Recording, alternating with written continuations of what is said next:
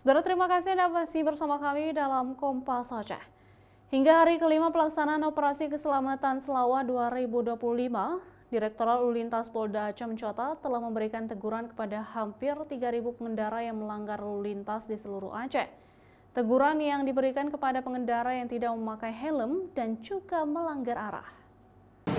Kabag Binops Ditlantas Polda Aceh AKBP Henry Ferdinand Kennedy menyebut, hingga hari kelima Operasi Keselamatan Selawah 2025, sudah ada 2.977 pelanggar lalu lintas yang diberikan teguran.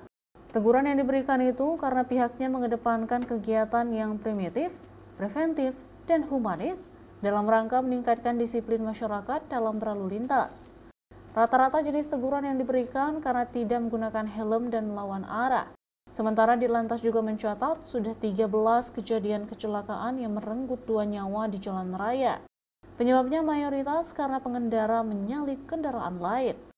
Penyebab kecelakaannya mayoritas kebanyakan menyalip kendaraan, Pak. Jadi dia berada di belakang kendaraan, mungkin tidak sabar, dia nyalip, tiba-tiba pas dia menyalip itu ada kendaraan lain dari arah berlawanan. Tegurannya apa, Bang? Ya mayoritas sih tidak menggunakan helm, melawan arah gitu ya.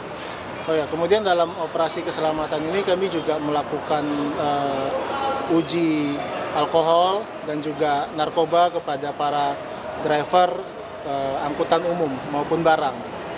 Ya, karena beberapa kali kejadian kecelakaan di wilayah Aceh ini bahwa ternyata drivernya ada yang di bawah pengaruh narkoba, sehingga cukup berbahaya juga untuk berkendara. Agar selalu tertib di jalan, karena yang ditunggu harta paling berharga, hadiah paling berharga yang ditunggu sama keluarga kita di rumah adalah diri kita.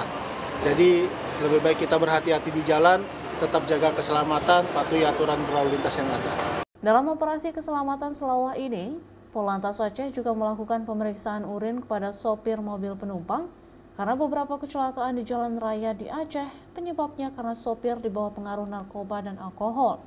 Bila positif, maka sopir dilarang untuk mengemudi membawa penumpang karena dapat membahayakan. Operasi Keselamatan Selawah 2025 berlangsung dari tanggal 10 hingga 24 Februari mendatang. Mustajab, Kompas TV, Banda Aceh.